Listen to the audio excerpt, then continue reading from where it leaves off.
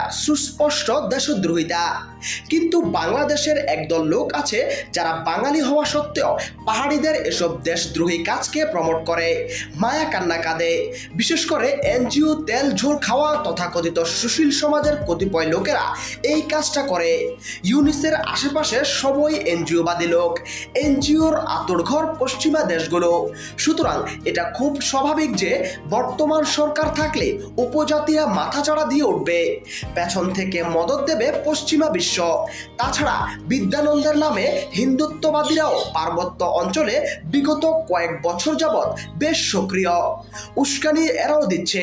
সেনাবাহিনী দেশের স্বাধীনতা ও সার্বভৌমত্ব রক্ষায় পার্বত্য অঞ্চলে কঠোর পদক্ষেপ নিতে গেলে পশ্চিমা মিডিয়া সেনাবাহিনীর উপর এথনিক ক্লিনসিয়েকের অপবাদ দেবে। দেশীয় দালালরা সেই সুরে সুর মেলাবে। তথাকথিত ননসেন্সরা এসে সেফ পাহাড়ি আদিবাসী